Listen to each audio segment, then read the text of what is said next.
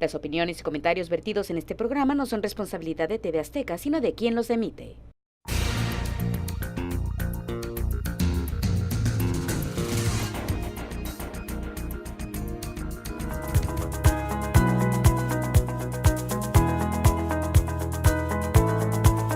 Cáncer de mama. El acto de comunicar ayuda a prevenir. Hay mucha gente que trabaja incansablemente todos los días del año brindando asesoría médica, sugerencias y datos concretos para contribuir en la prevención de este flagelo universal que cobra muchas vidas humanas, sin distinción geográfica, de edades, credos, religiones o clases sociales. El cáncer de mama representa cada año la muerte física para más de 500.000 de mujeres en el mundo. Uno de los problemas descubiertos por los profesionales de la medicina y que a la postre deriva en casos fatales es que las pacientes no acuden a tiempo para una posible detección precoz y tratamiento preventivo oportuno que conduzca hacia una probable cura, atención adecuada o salvar la vida de quienes lo padezcan. Hoy, en nuestro programa, tenemos la visita de un connotado profesional que domina este tema a profundidad. Encontraremos las respuestas que pongan luz sobre esta enfermedad que, contrariamente a lo que imaginamos, está lejos todavía de contar con una solución definitiva.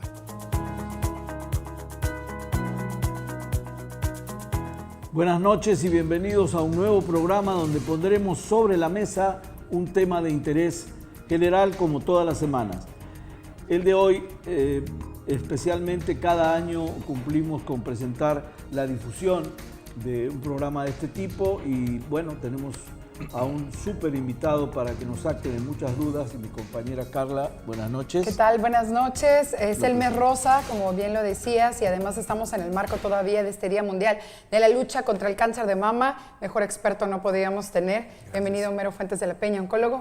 Bienvenido, muchas gracias. Bueno, primero, muchas gracias por invitarme. Saben que estoy a sus órdenes, muy complacido de llegar al auditorio, muy agradecido e interesado en que podamos terminar algún día con este flagelo, que además es factible, no es un sueño guajiro, eso está bueno, factible. Eso está bueno. Bueno. Eso nos alienta un poco a... Claro. Porque a veces leemos tanta información sobre esto y todas son casi alarmantes, que nos preocupa. Pero también la medicina me imagino que estará haciendo su tarea a pasos agigantados y también eso nos traerá quizás soluciones. Y es un poco donde estriba mi primer pregunta. Es decir, hemos avanzado en labores sociales, en difusión, en promoción, o estamos estancados en el avance contra esta lucha. Hemos avanzado, pero hemos avanzado a un ritmo menor de lo deseable, digamos. Hace 15, 20 años, el cáncer mamario tenía como principio, como etapa clínica más común, la etapa 3. Hoy tenemos etapa 2 primordialmente, pero estamos lejos, por varias razones que trataré de comentar ahora en la mesa, de estar en la etapa 1. ¿Y a qué me refiero con la etapa 1? Aquellos tumores que por su diámetro no exceden los 2 centímetros en ausencia de alguna otra característica del cáncer. ¿Y por qué es tan importante la detección oportuna y todavía antes la prevención? Claro. Bueno, la detección oportuna es tan importante porque un tumor en etapa 1 tiene 98% de posibilidades de curación. Wow. Eso es un diagnóstico oportuno y además con un gasto que no es excesivamente oneroso, a diferencia de los gastos que sí se ocurren con otros. Eso es por un lado. Y por el otro lado, los progresos en la medicina, los nuevos fármacos, los nuevos accesos, nos permiten, sin duda alguna, obtener resultados muy alentadores y muy crecientes, pero no exentos de problemas. El problema central de esto se llama acceso. Medicamentos muy costosos, medicamentos muy sofisticados, muy efectivos, muy poco tóxicos, pero muy caros. Claro, no fácilmente accesible. Inaccesible, claro. Homero, de un tiempo para acá, yo a lo mejor lo he detectado de unos 10 años, 9 años, ¿no? Me rosa toda la difusión que se le da por todos lados, no solamente los medios, muchísimas campañas, muchas marcas, tiendas se suman a esto, a nosotros donar cierta cantidad, todo rosita, productos rositas, pero ¿por qué se sigue presentando? O sea, ¿nos falta esta prevención o aparte es que también el cáncer se ha desarrollado rápidamente? ¿O qué está pasando? Suceden las dos cosas. Por un lado sucede que uno llega a las personas, pero no todas las personas actúan. Claro. A mí me parece maravilloso tener un moñito rosa, pero si yo tengo un moñito rosa y no hago nada, no sirve absolutamente de nada. Si los partidos de soccer de americano juegan con jersey rosa y balones rosas y lo que tú quieras, pero no se hace algo y no se consigue el objetivo, no sirve absolutamente de nada. Toda propuesta debe ir seguida de una acción, de una acción concreta.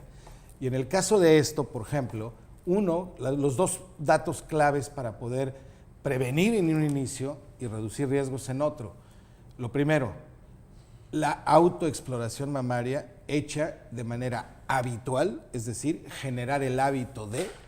Y segundo, hacer el estudio de mamografía de tamizaje en tiempo y forma de manera anual en mujeres de 40 años. Los datos estadísticos mundiales están totalmente disponibles. 1. Países del bloque europeo. ¿Por qué 9 de cada 10 mujeres llegan a tiempo? Porque las niñas, las jovencitas que inician su proceso de crecimiento mamario, 1, tienen educación e información al respecto. 2, han generado el hábito mensual de poderse revisar y con ello han generado la experiencia táctil de poder decir, hoy me toco y hoy encuentro algo distinto. Claro. Hoy me toco y ya sé que esto se presenta antes de que regle, pero cuando reglo, se me quita. Y yo ya sé que mi textura será diferente después de reglar. La mujer en México no se autoexplora. Y las que lo hacen, que son aproximadamente el 17%, muchas veces lo hacen mal y no lo hacen como un hábito mensual. Entonces, ¿qué pasa? Llega el momento que descubren tarde, porque no tienen esa experiencia y se equivocan. Perdón que te interrumpa. Ahora, ¿por qué no se exploran? ¿Es un problema cultural? ¿Es un problema de temor? ¿En qué estriba el que no se exploren, no se quieran explorar? Es un problema cultural. Es un problema de educación. Y el machismo también sigue jugando un papel importante, el problema del machismo, que no es cosa menor, ¿sí? Y también está la parte del temor. Así como el cáncer de mama se origina multifactorialmente, también multifactorialmente ocurren muchas cosas para que la gente no tome acción. Si realmente todos viéramos las cifras, viéramos cómo está la situación, yo creo que no dudaríamos en todo mundo tener y dedicarte estos 10 minutos al mes para poder hacer algo que va a ir en pro de, y que puede en un momento dado salvar tu vida. Claro, Entonces, creo que eso es muy, muy importante. Y los mexicanos y los latinos en general somos así como piedras duras de roer, ¿no? Hay que estar machaca y machaca y machaca y machaca, pero los dos son evidentes. En México sigue habiendo una detección en etapa 1 de solo el 12% de la totalidad de los cánceres mamarios. Cuando, repito, en países diferentes del primer mundo, la detección en etapas 1 es del orden del 90%. Nosotros estamos en etapa 2.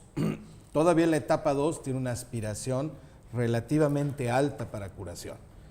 Ya la 3 y mucho menos la 4. Claro. ¿Sí? Pero bueno, caray, hasta por razones económicas deberíamos pensar que las broncas en las que yo me voy a meter, si yo tengo una etapa avanzada, económicamente hablando, me va a salir 20, 25, 30 veces más caro. Sí, o trizas a la familia, ¿sí? Económicamente. Y a veces, además, a veces sin éxito. Porque muchas veces no se puede sacar y rescatar a una paciente. Homero, ¿qué porcentaje de hombres también son detectados con cáncer de mama? Porque siempre pues, nos enfocamos a las mujeres, pero también se nos olvida de repente, hombres se les olvida que ustedes también pudieran tenerlo. Ahora que tocas esto, con mucho gusto te doy el dato y también con mucho gusto me refiero a esta otra parte. Número 1, según datos del último Consenso Nacional de Mama, en el que participamos poco más de 100 especialistas en el país, te puedo decir que hay 228 casos de mujer por un caso de hombre. Wow. Okay. Esa es la proporción, al menos actual, del último censo en México para el cáncer de mama en varones. Ahora, bien importante poder entender esto. Si nosotros desglosamos y nos vamos un poco atrás, tenemos que entender esto. ¿Por qué tenemos mamas las mujeres y los hombres? No dejamos de tener mamas, no tenemos desarrollo de las mismas, pero el tejido mamario ahí está. Claro. ¿Ok? Pues tenemos mamas porque somos mamíferos, porque pertenecemos al reino animal y nuestra característica es dar de mamar a nuestras crías. ¿Sí? O sea, nosotros estamos hechos dentro de esta clasificación animal y la mujer que desarrolla todo este proceso lacta a sus crías. Entonces se pierde muchas veces en la occidentalización del tejido mamario y se piensa que las mamas son exclusivamente un ornato de carácter sexual, un carácter sexual secundario. Ves las influencias de la lencería, de la corsetería, de todo el rollo que gira en torno a esto, ¿no? Y que verdaderamente incluso diseñan prendas muy inadecuadas para la salud mamaria. ¿Por qué? Porque priorizan la parte sexual, la parte estética, por encima de la parte funcional.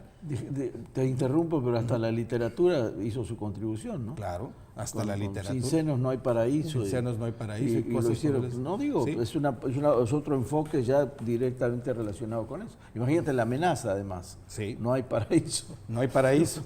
Y yo me acuerdo que también en el otro extremo, me recuerdo un maestro hace muchos años que nos daba las clases en la universidad, decía, es increíble el revuelo que las glándulas mamarias causan en el mundo. Es increíble que 2 apéndices cutáneos sean capaces de lograr todo esto. Claro. Nos rebajó a apéndices cutáneos. Claro. Así, ¿no? Entonces, ni un lado ni el otro, ¿no? Claro. Nadie quita que haya un bonito escote, que Claro. eso es muy grato, sí. Por supuesto. Pero no es lo central, no es lo fundamental. Entonces, todas aquellas sostenes que dejan de ser sostenes, que sirven obviamente para sostener, se convierten entonces en brasieres que sirven para levantar, para jalar, para juntar, para todo lo que tú quieras, exceptuando lo que tendrían realmente que hacer, ¿no? Claro. Y te encuentras que la cultura es tan baja que una persona, por ejemplo, que digamos tenga una copa A, digamos una 32A, te encuentras a una chica que trae un sostén de varilla o un brasier de varilla. Y te preguntas, Dios mío, ¿y para qué quiere esta niña tener una varilla con una mama copa A? ¿Sí? ¿Sí? Le digo, caray, es como irme a comprar unas llantas para el carro y no tengo carro, ¿no? Claro. Sí, me explico. Claro. Entonces, este tipo de cosas confunde a la gente. Me llama mucho la atención en estas conductas, sobre todo en la mujer latina, que tú vas a comprarte tus sostenes, ¿no? A veces ni siquiera la talla sabes. Sí, o el es tipo lo que de iba copa. ahorita con ese ¿Sí? comentario que iba a decir. O sea, ni la revisamos ni sabemos ¿Sí? correctamente cuál es nuestra medida. Por eso después vienen también muchos Claro. problemas de espalda, ¿Sí? columna, Y etc. tú llegas a X centro comercial o donde vayas a comprar esto. Yo no tengo un sostén amarillo, ¿sí? Y resulta que me voy a ir a un evento y mi vestido es amarillo, ¿no? Entonces, como no tengo, pues voy a ir por un sostén de holancitos amarillo. Importa muy poco si te queda bien, si te queda mal, si es de tu talla, si tiene varilla, si no tiene varilla. Y curiosamente, el fenómeno inverso son los zapatos.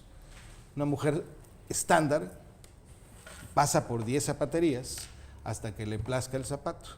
Pero el sostén agarra el primero de su talla que le quede y el que va del color, ¿no? Bueno, a veces el zapato también, digo malamente, pero es el más bonito que se ve, aunque me apriete, me incomode, También. me quede chico. También. O sea, pero te hacemos todo aseguro mal. que no te compras unos zapatos 2 tallas menores, No, ¿verdad? pues ya el no- zapato no- se no lo luce en permite. público y el otro en la intimidad. El otro en la intimidad. Claro. Mira, qué mejor que las prendas que cubren nuestro organismo, que tienen protección, que tienen un factor social, no solamente lo hagan así, sino sean cómodas. Claro. O sea, el tejido mamario tiene que estar confortable. Veamos otras culturas. Veamos, por ejemplo, en Oriente. Yo nunca he visto una geisha pechugona saliendo en una portada de Playboy, por ejemplo, ¿no? Yo nunca lo he visto. Claro. o te vas a la región del Serengeti, en el África, y las mujeres tienen el torso desnudo. ¿Por qué? Porque en sus actividades, sí, y no pasa nada y nadie ve mal esto, ¿no?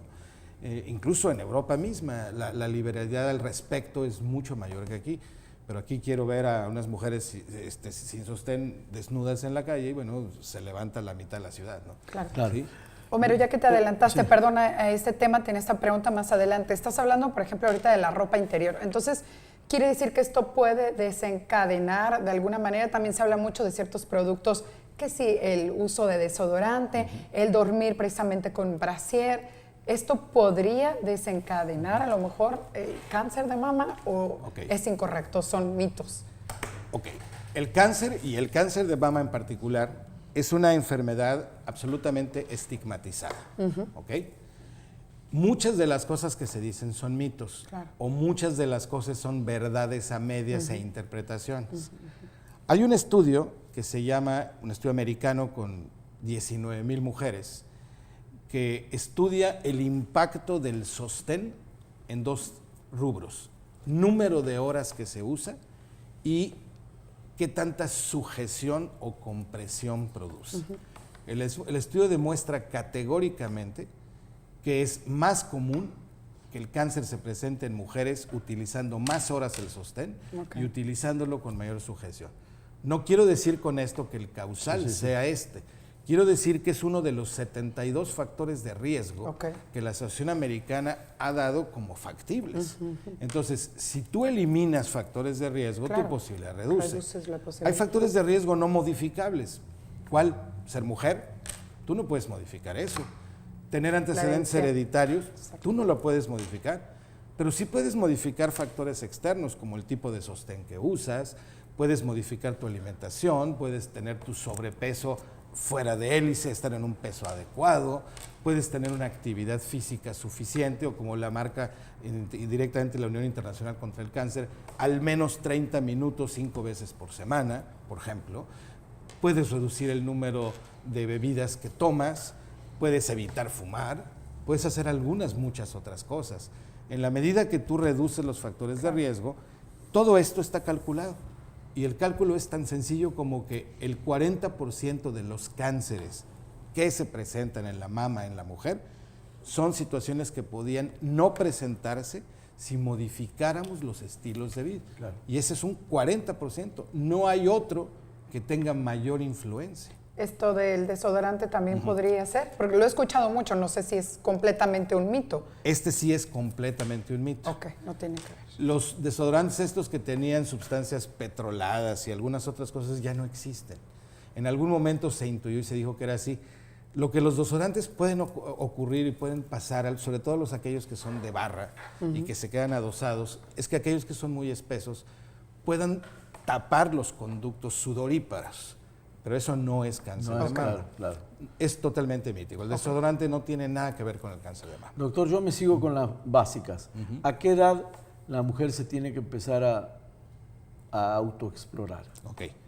Me parece a mí que una niña que inicia generalmente su telarca, es decir, el inicio de su tejido mamario, alrededor de los 10, 12 años, me parece a mí que es la edad ideal para que las niñas aprendan a qué tienen que hacer para que cuando lleguen a los 18 años y tengan su tejido desarrollado, sean unas expertas en autoexploración y sobre todo tengan el hábito. Así como tienes el hábito de lavarte las manos antes de ir a comer, cepillarte los dientes después de comer, de la misma manera. Yo sé, por ejemplo, que, 10 días después de mi regla, me toca hacer la revisión y lo anoto en mi calendario, por ejemplo. Mi opinión es que debería hacerse así. ¿Qué expresa la norma oficial y qué dice esto? Ellos opinan que probablemente después de los 18 años deben hacerlo regularmente, habitualmente, me refiero al hábito, ¿no? Pero me parece que hay que empezar antes, así le hacen las suecas, así le hacen las nórdicas, así le hacen las inglesas. ¿Y qué es lo que pasa? Ellos tienen mucho más cáncer de mama que nosotros. Tienen probablemente 3 o 4 veces más alta la incidencia, pero se mueren menos que las que se mueren con nosotros. Claro. ¿Por qué? Pues porque la etapa clínica y la oportunidad diagnóstica es distinta. Factor prevención, quizás. Y cuando dices regularmente, ¿cuál es la regularidad? ¿Cada cuánto? ¿Un mes? La regular es cada mes. Cada mes.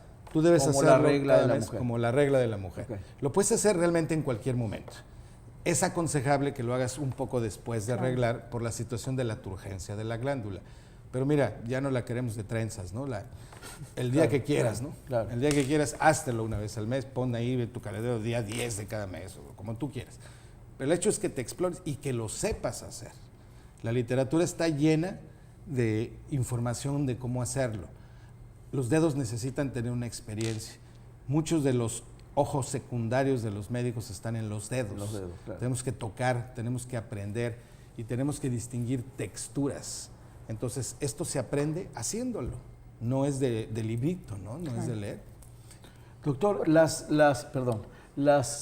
madres nuevas, digamos, las madres que hoy tienen 38 años o 40 años como máximo, que tienen ya hijas adolescentes, ¿están más preparadas o mejor dispuestas a pasar el aprendizaje a sus hijas que hace 40 años? Sin duda, pero estamos lejos de lo ideal. Aquí tiene mucho que ver el estrato sociocultural en el cual te encuentras. ¿Hay una mayor sensibilización en las mujeres que hace 40 años? Sí, por supuesto. Sin embargo, estamos lejos todavía, lejos de alcanzar los objetivos que quisiéramos, tuviéramos al menos alguna paridad con los países Sí, está bien, de claro, mayor potencial, sí, ¿no? Claro. Porque- Y lo ves la ves en las mamás cuando les preguntas si que están dispuestas a enseñarle a sus hijas, Sí. o todavía hay cierto resquemor para hacerlo. Nuevamente depende del factor socioeconómico, cultural. A veces es al revés, José. Tú sabes que trabajamos con niñas, que trabajamos con adolescentes. A veces es la niña La que, la sabe que más. insta a la madre Guau. a ir, o a Está la bien, abuela, ¿no? Y a está la bien. tía. Y se vale. Está bien, Y, claro. y otra, el papel del hombre, del esposo, de la pareja, es sumamente importante. Así como hay machos que evitan que las cosas se desarrollen, también hay hombres conscientes que son los que están insistiendo en llevar a la mujer. Así debería ¿Sí? ser. Sí. Y lo que debe hacer la mujer es, sí, pero con una condición, saliendo de ahí, de las orejas a la de la próstata, ¿sí?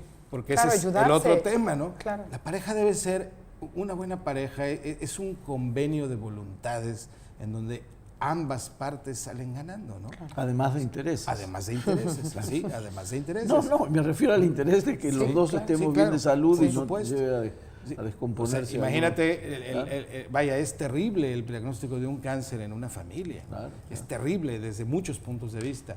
Hoy que tenemos tanto problema con la próstata, pero que los hombres todos somos todavía más reacios a acudir. y más Generalmente es difícil. la mujer la que está detrás. Generalmente, ¿no? ¿quién lleva al hombre a una revisión de próstata? La señora. ¿Sí? Y ahí ante la ley nomás cuadrarse, ¿no? Sí, no Claro, te queda de claro, otra. Pero Porque quien le así- dice a ella se queda en último plano, ¿no? Exacto. Entonces, ni muy, ni tan, ¿no? Claro. Justamente parte de lo que estamos haciendo en Proncavi AC, en la asociación, es buscar esta equidad de género. Porque llega el momento en que los programas abundan para mujeres, abundan para niños, abundan hasta para los perros callejeros y los hombres. Claro. Ya nos olvidamos de los hombres y resulta que 2016, 2017 se murieron más hombres en México por cáncer de próstata Ah, caray. que por cáncer de mama, Wow. a pesar de que por 100 mujeres con cáncer de mama hay 40 hombres. Sí, pues esos 40 se murieron más que las 100 mujeres. Entonces hace falta más atención. Razón, aquí están mayoritariamente en etapa 2 y aquí están mayoritariamente en etapa 4. Entonces, ¿qué tenemos que hacer? ¿Tenemos que hacer equidad de género? Sí. Claro. Tenemos que hacer conciencia y tenemos que hacer equipo. Esposo, esposa, madre, hija, tía, abuela. Esto es un proceso de difusión. Todos somos vulnerables. Y así como estamos al tanto de la casa, del mandado, del guardarropa, del carro, de la escuela, de los chamacos, pues esto es algo que tenemos que incorporar a nuestra rutina de vida y a nuestros hábitos, ¿no? Claro. Hace unos minutos estabas diciendo por qué también podía presentarse en hombres, porque también tienen las mamas, ¿no? Pero ¿por qué particularmente ahí es donde se está viendo cifras alarmantes de cáncer que en otras partes de nuestro cuerpo? ¿Por qué ahí ¿Te específicamente? refieres a la mama del hombre? Ajá, bueno, y de la mujer también, ajá. Sí. ¿Por qué ahí? Ok. Vamos a decir que el 80-90% de los cánceres que se presentan en el varón, que ya dijimos con qué frecuencia se presentan, están relacionados a las hormonas.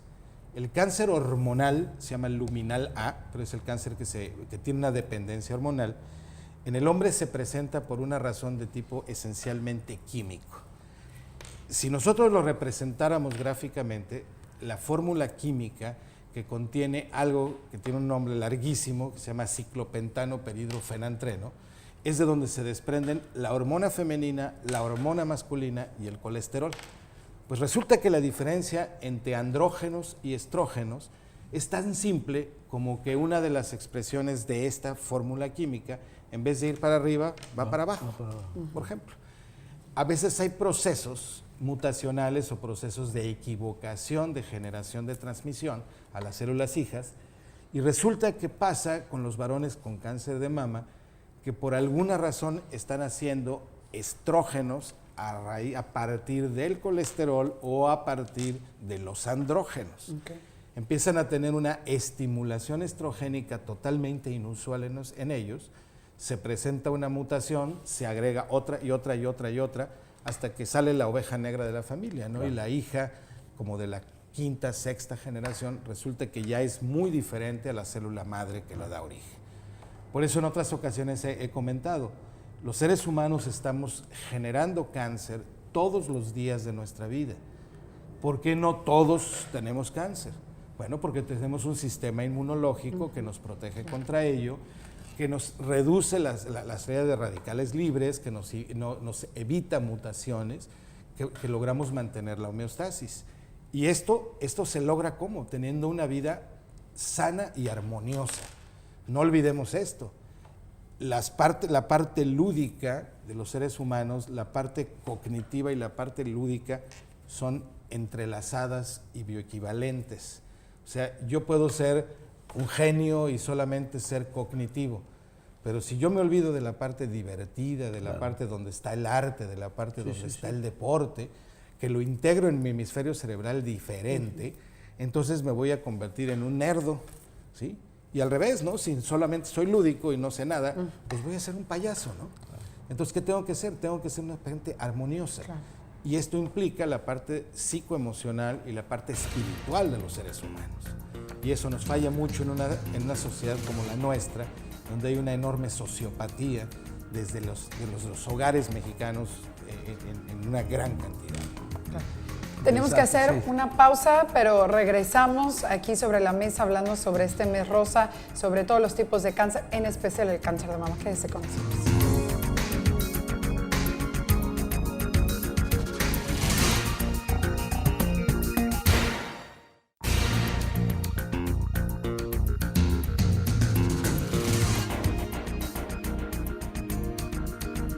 Gracias por continuar con nosotros aquí sobre la mesa. Sigue con nosotros el oncólogo Homero Fuentes de la Peña. Estamos hablando ahorita factores importantes, factores de riesgo. Bueno, seguimos desarrollándolo, ¿no? Pero, ¿qué avances tecnológicos han habido en este tiempo? Sí, se le da difusión, pero en ese sentido, ¿cómo hemos avanzado? Hay notables avances, tanto en el área de diagnóstico como en el área de terapéutica. Empiezo por el diagnóstico. Digamos, los equipos de mamografía simples que conocemos han modificado a tener una resolución digital. Entonces, esto implica que nosotros podamos, hacer un estudio sin producir tanta molestia a la hora de la compresión de la glándula mamaria. Que eso también es un mito, ¿no? No es un mito, pues sí duele. Sí, no, tampoco es una cosa del otro mundo, pero vaya, si te lastiman, es mejor que no te lastimen. Claro, claro. Y obviamente no es lo mismo ver X programa, por ejemplo, en High Definition, que en verlo en una de las pantallas antiguas, ¿no? Claro. Entonces, tecnológicamente ha mejorado mucho la capacidad de imagen, que implica el no necesitar apretar tanto. En el área de los ultrasonidos, muy útiles en mujeres menores de 40 años, muy útiles en mujeres mayores de 40 años, complementando a la mastografía, existen hoy algunas variantes de ultrasonido muy interesantes, muy definitorias y muy útiles, que además te permiten incluso poder guiar una aguja para tomar una biopsia de una manera mucho menos complicada y mucho menos invasiva. Más allá de la mastografía. Más allá de la mastografía. ¿Y que han ido apareciendo recientemente? Han ido apareciendo, sí. Y ahí lo tienes, por ejemplo. Tienes la resonancia magnética nuclear de mama, que se utiliza para casos así muy particulares, es muy costosa. Lo mismo que el famoso PET-CT, que puede serte de utilidad para ciertas cosas. Hay varias cosas de diagnóstico que hoy te permite tipificarlo muy bien. Y es bien importante hacer notar a la gente que cuando hablas de cáncer de mama, no estás hablando de un padecimiento, estás hablando de un grupo de enfermedades. Entonces, la clasificación ha separado grupos y hemos estratificado. Entonces, ya sabemos, como decía hace rato, los hormonales, que se conocen luminal A, son de un tipo. Hay un luminal B, hay un tumor dependiente de HER2, hay un grupo de tumores que se llaman triple negativos, que son muy agresivos, y todos estos perfiles moleculares que muestran las mutaciones genéticas nos han permitido desarrollar medicamentos para dichas mutaciones genéticas. Ejemplo, el primer anticuerpo monoclonal utilizado en México y el mundo, una vez descrito el genoma humano, aunque fue parcialmente en el 2001, en el 2003 se completó la lectura completa del genoma humano, sale un medicamento específicamente para combatir aquellos cánceres de mama dependientes de la mutación de HER2 o de la sobreexpresión de HER2, que más o menos un 20% de la población femenina con cáncer tiene este tipo. Pasan estos años y ¿esto qué te dice? Bueno, que la adición al programa de tratamiento convencional de una mujer con expresión de HER2 ha mejorado en el 25 a 30% en cuanto a supervivencia, ¿sí? Es decir, tienes un impacto definitivamente en la historia natural de la enfermedad. Asimismo, en los tumores luminales se han desarrollado medicamentos muy interesantes de origen hormonal que pueden bloquear receptores, que pueden hacer muchas cosas y que sin duda tienen resultados mejores con fármacos que además son cada día menos tóxicos. Déjame precisar, ¿qué es un tumor luminal? Ok, un tumor luminal es un tumor que nace en el ducto, en el lumen, propiamente dicho, del vaso, del ducto, del conducto mamario, por aquel conducto por donde la leche se emana cuando sales. Eso es luminal. Y lo puedes denominar como tumor luminal o tumor de tipo hormonal. Es decir, la génesis fue causada por estimulación excesiva de hormonas femeninas, estrógenos, porque consta de una cantidad de receptores de estrógenos que permite que esto se presente. Las mujeres que no tienen receptores de estrógenos, que no tienen receptores de progesterona, que no expresan el HER2, se les conoce como basaloides o triples negativas, no tienen ninguno de los tres.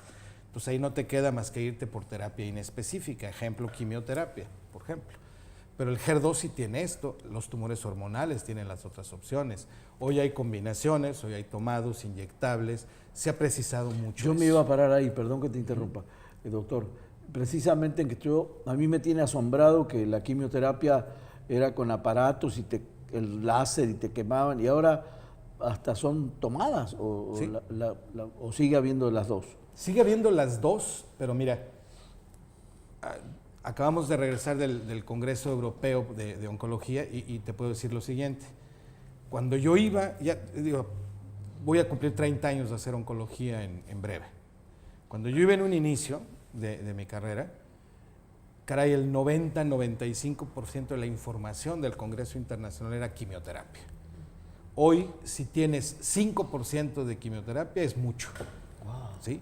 ¿Qué pasa? Hay un cambio, hay un viro a cada vez usar menos quimioterapia, que ha sido lo mejor que hemos tenido los últimos años, pero que definitivamente no es el camino.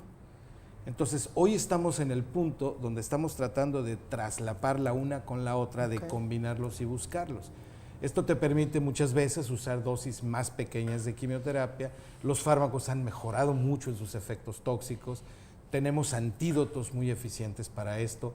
Rarísimo que hoy tengas que internar a alguien para ponerle una quimioterapia, cuanto antes era así, regularmente. El cabello, que no se te... Entonces no tendría todos estos efectos secundarios. Digamos que los tienen en menor grado, okay. Y los otros tratamientos fuera de la quimioterapia, que son los biológicos, llámese anticuerpos monoclonales, inhibidores de vías específicas, inmunoterapia, cualesquiera de estos tienen otro espectro de toxicidad mucho menor, pero mucho, mucho menor. No se te cae el cabello, no vomitas, no te pasa nada de esto. E incluso hay medicamentos de quimioterapia, como tú mencionabas, de quimioterapia tomada. Solo que la gente a veces piensa, pues qué padre, Pues, a mí toma. dame de esta. Claro. Pero no es buffet. Claro, Yo te claro. tengo que dar lo que tú Claro, necesites claro. en función de tus características. Ok. Por supuesto. Pero obviamente los programas se han hecho mucho menos agresivos, los tratamientos son más generosos, los porcentajes de respuesta son mucho más altos. ¿Son más económicos? o No igual? son más No. económicos, son mucho más caros, Ok. que ese es el real problema que tenemos. El problema no es ir logrando los resultados. Yo creo que hoy tenemos la posibilidad de influir favorablemente por encima del 85-90% de las veces, incluso con pacientes con problemas tan serios como son la migración llamada metástasis al cerebro. Aún así podemos hacer mucho por estos pacientes. El problema es el acceso. Son medicamentos sumamente costosos. Ok. Inmunoterapia, que es extraordinaria, que inmunoterapia en 2018, con los médicos que hicieron esto, ganó el Premio Nobel de Medicina, por ejemplo, por los trabajos de inmunoterapia en el melanoma, pero vaya, la inmunoterapia en sí. Bueno, esto también entra a cáncer de mama. Hace no mucho se aprobó un programa de inmunoterapia combinado con quimioterapia para pacientes con triple negativo de cáncer de mama, que ya aprobó FDA, que ya aprobaron las asociaciones europeas, que ya aprobaron y aparecen en las guías internacionales de uso. El problema es quién lo puede pagar. Claro. ¿Sí? Son carísimos. Son carísimos. Y hay muchas personas en México, porque esa es otra de las culturas que no hemos desarrollado, la cultura de la prevención, que sencillamente pues, no tienen un seguro de gastos médicos, sobre todo que También. tenga la cobertura. Sí, sí, sí. Ujú. Se supone que nuestro promedio nacional de pacientes con seguro de gastos médicos anda por ahí del 15-20%. Y a veces son seguros así chiquititos, que no te van a cubrir, ¿no?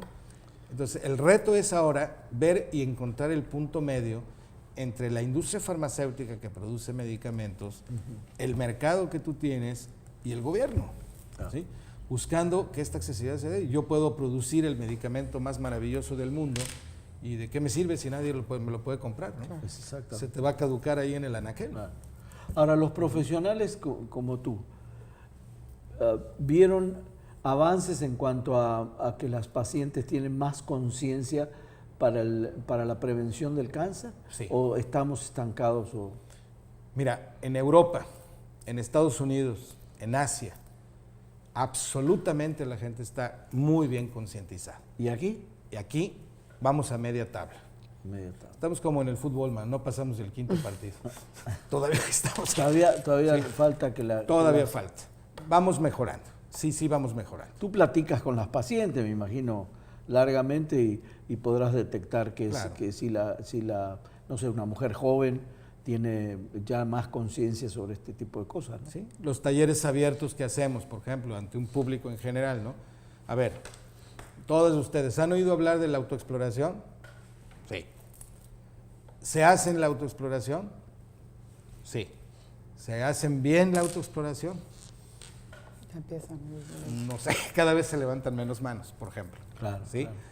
Pero es no- una buena manera de ¿Sí? de captar, sí. de captar. claro, claro. Ejemplo, ¿no? Por hablarte, lo mismo pasa con la mamografía, ¿no? Mucha gente no sabe muchas cosas de esto. Y por eso creo que es muy importante informar, concientizar. Y este mes, más que ser solo el mes rosa o el mes del cáncer mamario, yo creo que es el mes de la concientización. Claro, claro. ¿Por qué? Porque el cáncer de mama te puede dar los 365 días del Claro. año, como todos los cánceres, ¿no? Claro. ¿Qué tan importante, qué factor ocupa lo emocional, tanto del paciente como de la familia? Porque a veces a lo mejor tiene muy buen tratamiento, pero he escuchado que también si el paciente no se siente con este ánimo, se va yendo para abajo, ¿no? Qué bueno que me preguntas esto porque es de vital importancia.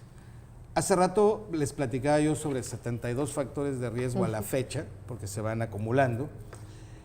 Y uno de los más importantes, dentro del top 5 de los factores más importantes, es la parte emocional.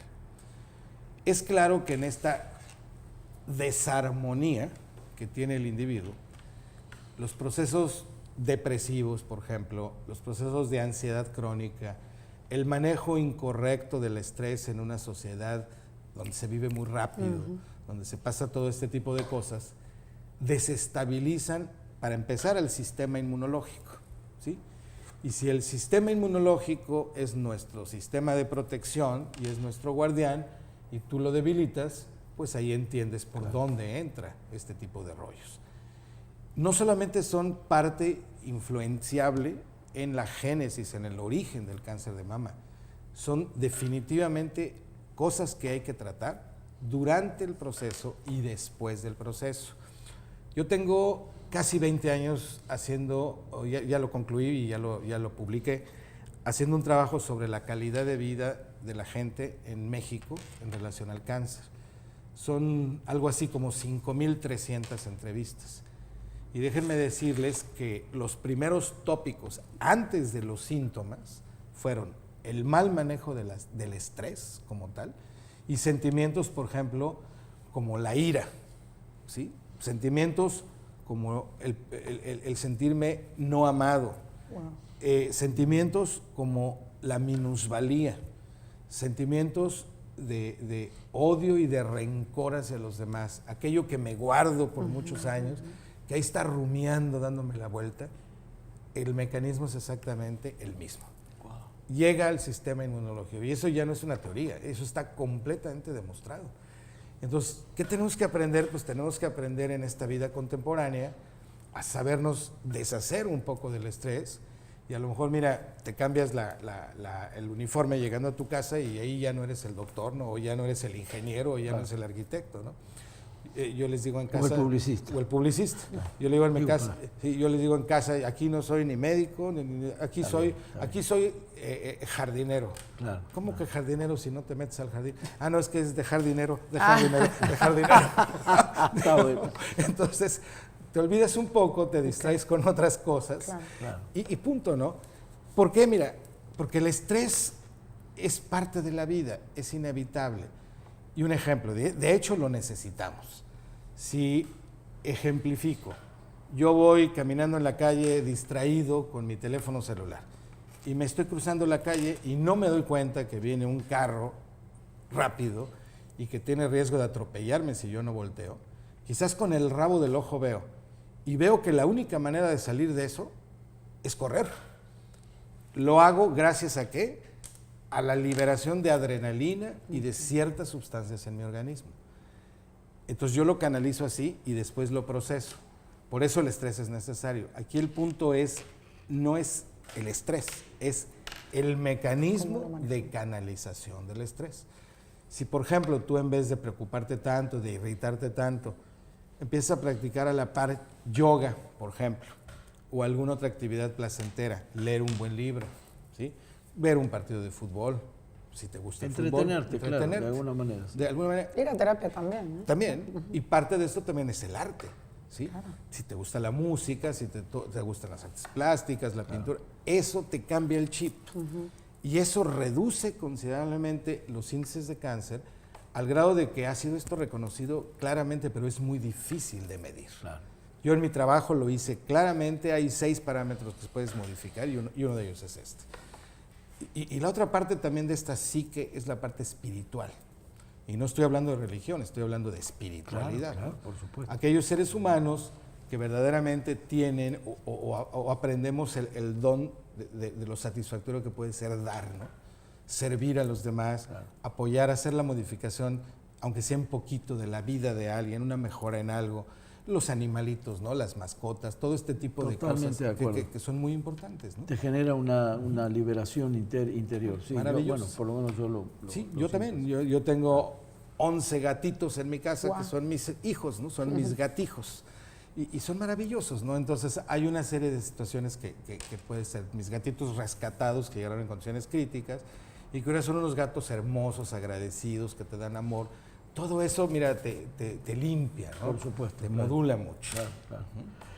Yo quiero volver un poco al tema central de, por ejemplo, ¿cuáles son los primeros síntomas, doctor, de un cáncer de mama, más allá de la exploración? Vamos a suponer que una mujer no se explore, pero ¿cuál es el síntoma? Ok. El síntoma... O sea, ¿qué me haría sospechar, no? ¿Qué te haría sospechar? El síntoma número 1, con mucho, es no hay síntoma. Ah, caray. El cáncer es silencioso. El primer signo es masa en la mama. Ok. Una masa que no duele, una masa que no punza, una masa que no te cambia de color ni que es aparente. Por eso el anticiparse a ello. Hay que pensar que este tipo de enfermedades son silenciosas, son traicioneras, no tienen palabra de honor y muchas veces, mira, calladitas, calladitas, calladitas, van avanzando. Te percatas de ello cuando ya es muy tarde. Eso es lo que les podría decir en principio. Pero es peor que, por ejemplo, un cáncer de próstata o de colon, porque ya hay avisos previos ahí. Algunas veces sí y algunas veces no. Ok. También hay tumores en la próstata, por ejemplo, que te dicen, ok, estoy teniendo problemas para orinar. Claro. Perfecto, sí. Pero ¿qué pasa si tu próstata, que es atravesada por la parte del medio, por la uretra, tu cáncer de próstata no está en la cercanía del conducto y no tiene un proceso obstructivo? Vamos a suponer que tienes el nódulo en la periferia, no tiene síntomas, por ejemplo. Entonces, por ello hay que anticiparnos. Por eso existen los estudios de screening que todos debemos hacer en función de nuestra edad, de nuestra situación, condición física, de nuestra herencia, de todo esto que hacemos, ¿no? Y mama no es la excepción, ¿no? Así es. Lo más frecuente es eso. Por eso el primer síntoma o el primer signo es una bola o un endurecimiento o algo diferente.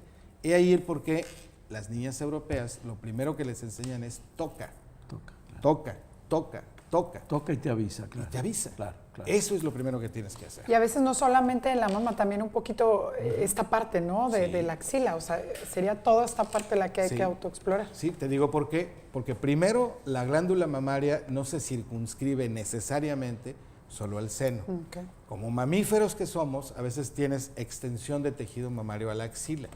Eso se llama glándula mamaria accesoria, por ejemplo, que particularmente durante los embarazos crece. Hay mujeres que así como las perritas o las gatitas, tienen tejido mamario disperso por el tórax e incluso hacia los muslos, ¿no? Hacia la cara interna de los muslos.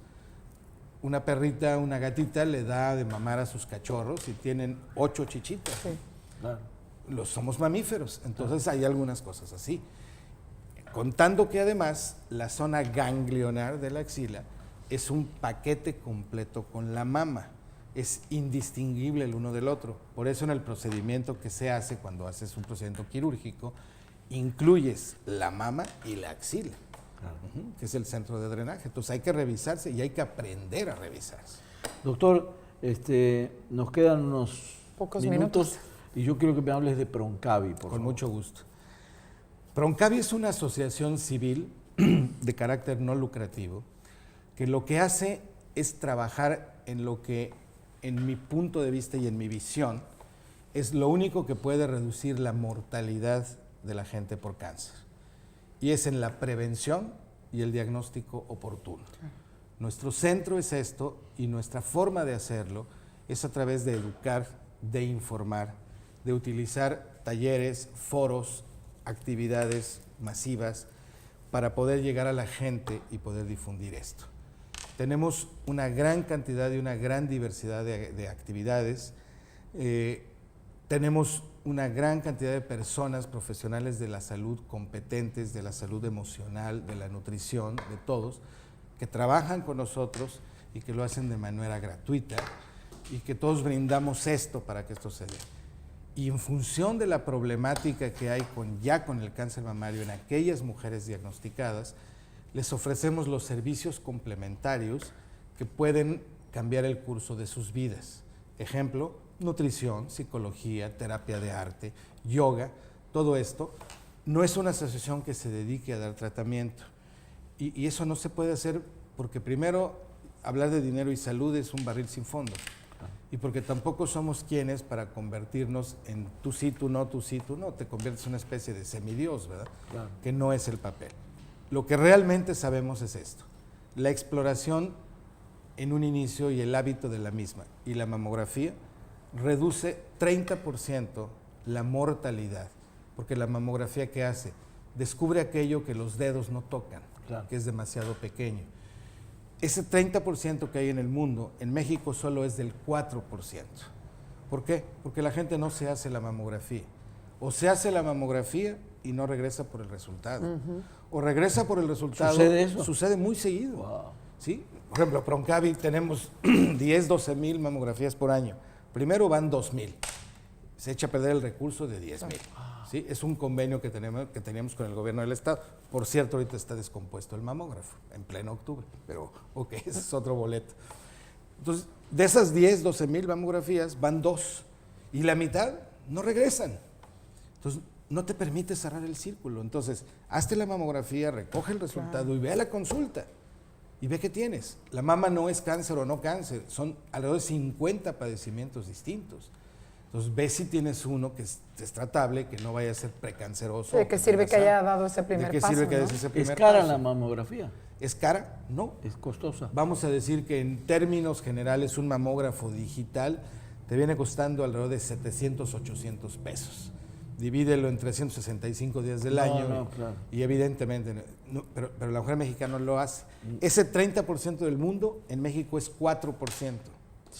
¿Sí? Así de dramático es eso. Sí. Y eso que estamos mejor. ¿Sí? Lo mismo pasa con la autoexploración física, por ejemplo. Ya no se diga con estudios más especializados. La gente sigue creyendo que las glándulas mamarias hay que ir con el ginecólogo, hay que hacer otra serie de cosas, porque hay que entender que no es un órgano ginecológico, es un accesorio. Claro. Y ya lo dijimos, ¿no? Se trata de tejido que es indistinguible entre el hombre y la mujer. ¿Tú irías al ginecólogo si te sale un nódulo en la mama? No. ¿Verdad? Claro que no, porque ella sí. ¿Verdad? Claro. Entonces, deberíamos llamarnos bolólogos, ¿no? En vez de oncólogos. Claro, bolólogo. Claro. A lo mejor sería más sencillo. Para pedir un servicio en Proncavi es simplemente conectarse con sencillo. ¿Cómo se ustedes. acercan a ustedes? Ujú. Muy sencillo. Nos pueden, la forma más fácil, en nuestro Twitter o en nuestro Facebook, aparecemos como www.proncaviac, 2 O's, proncaviac.org. Tenemos Instagram, tenemos Facebook, tenemos Twitter y tenemos un teléfono fijo que es justo donde está la oficina de Proncavi, que es el 664-687-4820.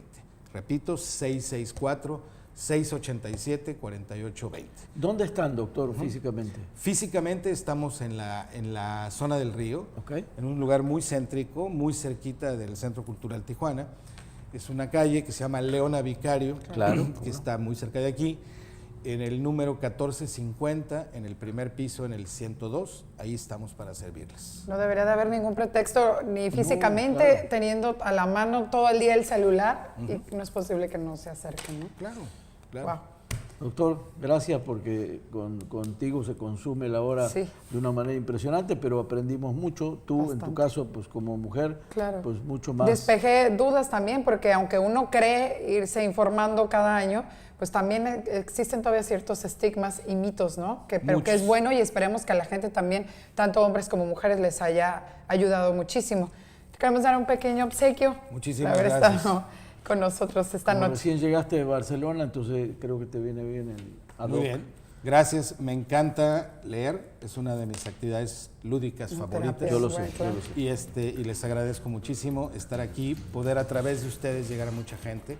Creo que este es un trabajo que debemos hacer todos los mexicanos que podemos Claro. replicar esta información. Claro. Gracias, doctor, muy amable. Gracias a Muchísimas ustedes. gracias, Homero. Y felicidades en octubre.